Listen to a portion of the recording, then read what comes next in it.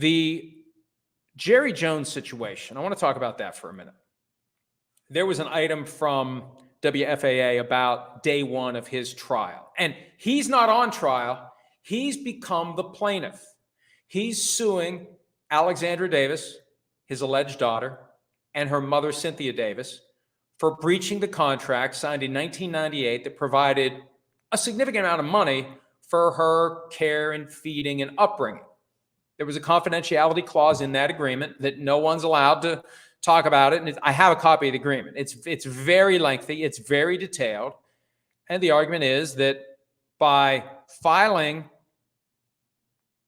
a lawsuit in 2022 by which Alexandra Davis wanted to simply prove that Jerry Jones is her father, that breaches the contract. And as we reported last week, the lawyers representing Cynthia Davis and Alexandra Davis say that Jones wants $1.6 million, the money he spent defending the case. That's what he's trying to get. And the thing that bothers me about this more than anything else, and I know he's got every right to enforce the contract. I understand that. But why? I mean, I'm 59 and my reaction to something like that would be, life's too short. You get me on the wrong side of 80, life's way too short to screw around with something like that. And it's not like it's going to undo anything that's happened. Like, what about this outcome is going to help you in your remaining years? You have a child, and look, I know he hasn't admitted it yet.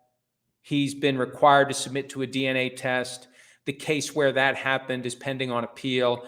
But when you read the agreement, it's pretty damn clear he's her father, because there's a provision in there where he agrees to provide medical information about himself as needed for medical care for Alexandra Davis. Why would that even be pertinent if there wasn't that immediate family medical history relationship that could help her based upon whatever illness she might have developed while she was growing up? So it's pretty damn clear he's her father. And it's sad when you think about it. And I understand he was married at the time. It was 28 years ago. You have a child. It just would be nice if parents and their children had productive, properly functioning relationships. This is a dysfunctional mess. It's abnormal what's happening here. And, you know, one of the arguments, and I'll defer to the details in the item we posted because it sounds like a lot happened on Monday in this trial. And Jerry Jones hadn't even testified yet. He's due to testify Tuesday. I have a feeling we're going to be talking on Wednesday's PFTPM about the stuff Jerry says on the witness stand on Tuesday. But Cynthia Davis, the mother of Alexandra Davis, testified at a Christmas party in 2019. Jerry Jones came over to Cynthia Davis and a friend and acknowledged that he has two daughters, Charlotte Jones and Alexandra Davis. Which is a violation of the agreement. That's a violation of the agreement. And Jerry Jones' lawyers respond saying, well, did you declare it was a violation? Did you seek damages for breach? Well, that doesn't matter. If he said it, he said it. And I don't know if the friend is going to testify, but you at least have enough that a jury could say, yeah, we believe her. We believe that she didn't make that up. So Jerry Jones has already violated the contract, and it undermines his claim that there's a secret that's being kept here, and somebody else is the one who let it out of the bag, if he'd been letting it out of the bag previously. And my guess is, based on what I know of Jerry Jones, he's probably said a few things about it over the last 28 years. And it wasn't until he got sued and got forced to submit to a DNA test, even though he still managed to avoid it, and then got sued again for defamation. That was when he finally filed the breach of contract case. He didn't file it in response to the original lawsuit seeking to establish paternity. He filed it after Alexandra Davis sued him and others for defamation, because her argument was, in response to her original lawsuit, they went after her, like the Cardinals went after Terry McDonough. Not to the same extent, and that case was ultimately dismissed, but the counterclaim filed by Jerry Jones survives. He's the plaintiff now.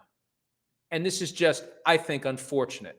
I'd like to think, and maybe the case is that really rich people have no one who would come to them and say, this probably isn't a good idea. This probably isn't the smartest thing to do. And it could be that Jerry's getting a push from Mrs. Jones because, look, it makes the family look bad. It creates issues. And even if she knew about it, it's out there in the public. Let's teach them a lesson for violating the terms of this agreement and dragging us through the mud, yada, yada, yada.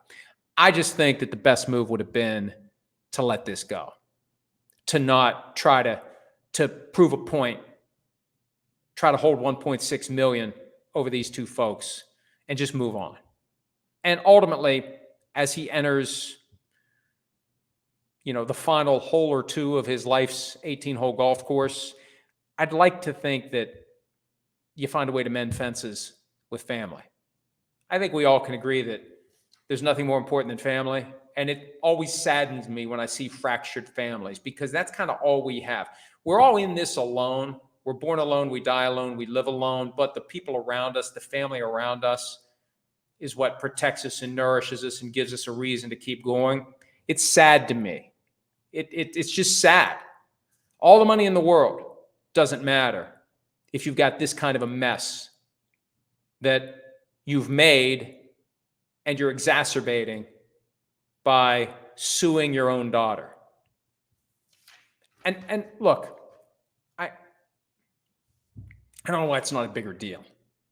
I don't know why when the Cowboys, who are always a big deal about anything and everything that happens, when something like this comes up, it's not a big deal.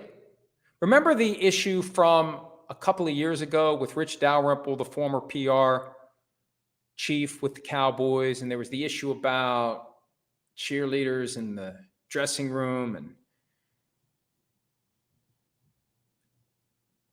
that seemed like a pretty big deal. And anything the Cowboys do is a pretty big deal. But for some reason, certain things the Cowboys are involved in don't get the same attention.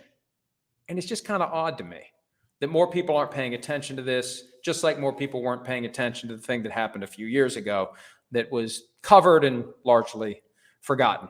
Hi, it's Mike Florio. Thanks for watching PFT on YouTube. Hit subscribe for the latest news and analysis from Pro Football Talk.